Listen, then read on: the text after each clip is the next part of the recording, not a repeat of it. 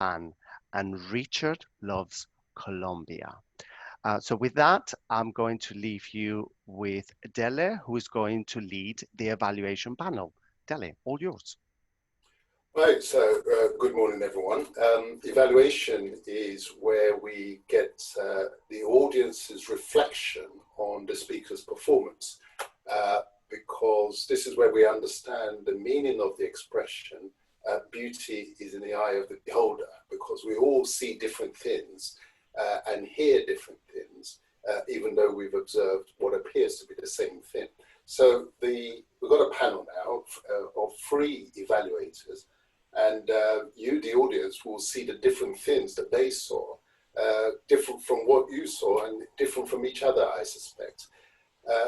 We're going to take speaker by speaker, starting with Amando's speech. And I want to start with Catherine Ayres. Catherine, what did you see in Amando's opening? I thought that he began really well. I thought his structure was really strong, actually, and he, kind of started with this story. It's 5 a.m. in the morning, and sort of built the suspense from there. And yeah, I thought it was a really, really strong start, and it was strong throughout, actually. And I know one of Amando's personal objectives and the objective of this speech was to build on previous feedback that he'd received. And I think he'd previously received feedback around signposting and structure. So I thought he definitely had taken on board that feedback, because this speech was really, really well signposted. We knew exactly where we were going with it from the beginning. He was sort of said to you, I'm going to tell you 1, 2, 3. So yeah, I thought structurally and, in terms of having impact right from the beginning, I thought he achieved that really, really well. Good, thank you. Robert Taylor, the speech as a whole, what could Amando have done better? Well, I slightly different feeling from Catherine on the way the speech was set up. I think to just be a little clearer at the beginning about where we were going would have helped to really savour what was on offer and what became an increasingly persuasive, entertaining and charming speech. But I struggled to get a grip on where it was headed, despite its many attractive elements. Richard Fallon, as an author, I'm always keen on titles. How did the title, The Domino Effect, link in with the message that we were left with?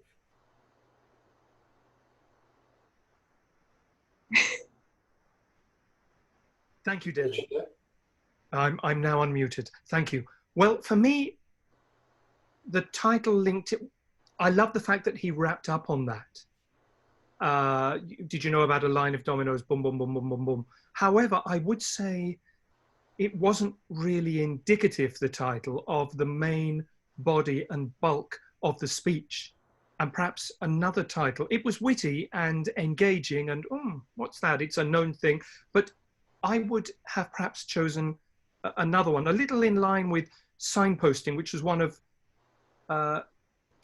his desired outcomes. Yes, that goes to the title as well. Signpost in the title, use it as an opportunity. Thank you, Dele. Thank you. Can we now move on to Alex's speech, which was titled When Courtesy Goes Out of the Window. This was a dynamic leadership performance to exhibit his leadership style. Robert Taylor, again, dealing with the opening, how did that work?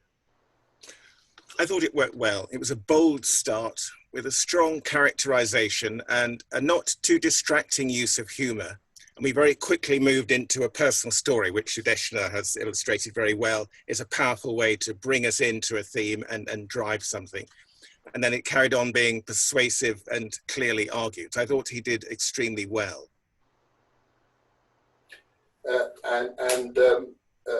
Richard Fallon, against that background, what could he have done better? Alex, I found a very engaging speaker because I get access to his incredibly sharp mind.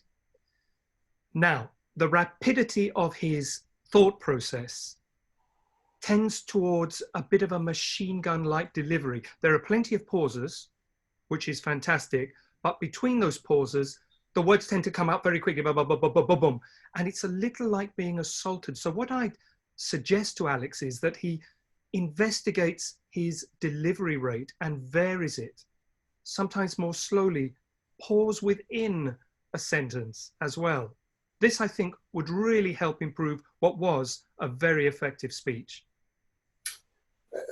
And Catherine, I spotted a prop that Alex was using. What's your comments on that? Did you observe a prop that he was using? I must have been furiously taking notes at that point, but I suppose... I'll give you a clue. Steve Jobs. How did the Steve Jobs prop work? Oh, okay. Oh, do you mean his black T-shirt? I think he kept on saying he didn't want to be like Steve Jobs. Oh, right. Yes. Yeah, look, I thought that was a really good analogy, in terms of contrasting leadership styles and, I suppose that's an example that everyone knows, isn't it?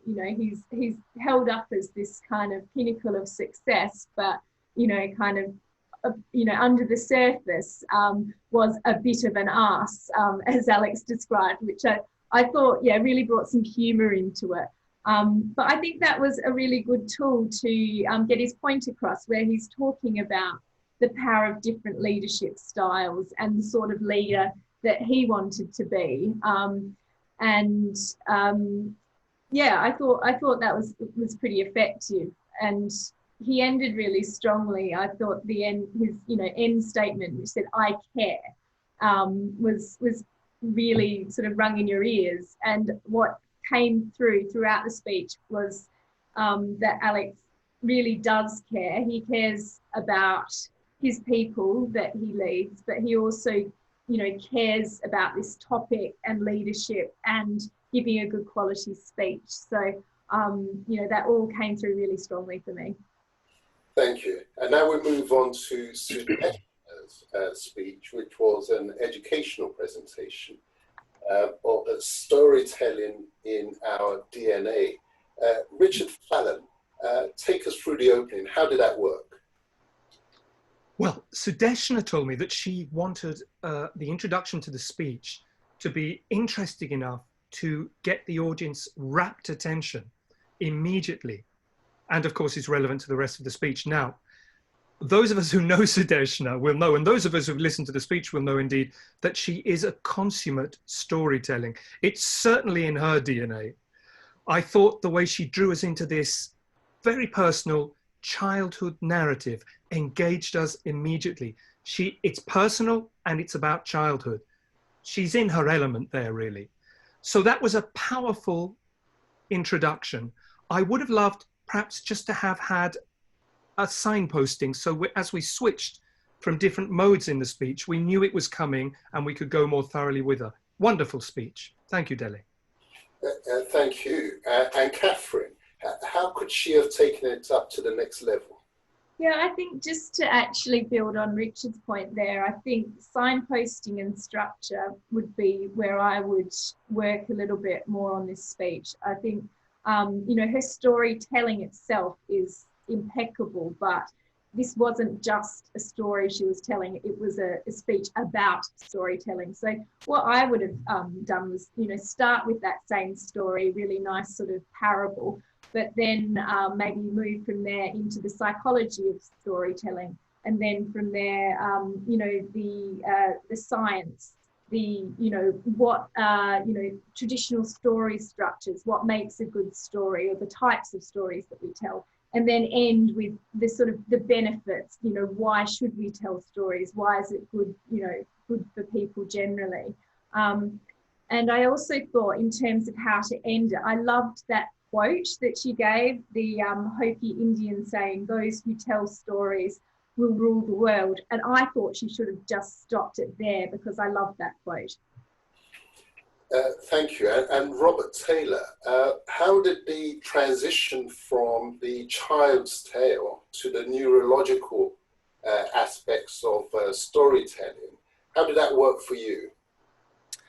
Well, to be honest, it didn't. I mean, building on my other evaluators' comments, the speech was packed full of fascinating things. I particularly enjoyed the scientific backup for the idea that stories were great, but it seemed to be out of sequence. I could have got so much more out of the scientific justification for storytelling if we'd been signposted more clearly at the beginning, then had the story in which we could see how all of these factors were playing out on our own emotions and comprehension, and then transitioned into perhaps more personal things. But despite the very impressive content, I think the speech was quite radically undermined by the layout of the various sections of the information. So the transitions didn't really work for me because I was struggling to get the best out of it. Well, there you are, ladies and gentlemen. Now you see that beauty is indeed in the eye of the beholder, with people seeing different things from the same speech. And I'll just throw in one or two things that I saw, just to complement what the other evaluators did. On Alex, his hands, there was a hand gesture that was very central to the performance. He might want to just look out for that. And for Amanda, I did like the prop of the screen just behind his shoulder, which seemed to work quite well. And Sudeshna, I do like the lessons learned that she extracted from that child's tale, because I was wondering at the beginning, where is this going? Is this appropriate for this audience? But she rolled it round. So thank you all very much, all the evaluators. Beauty is indeed in the eye of the beholder.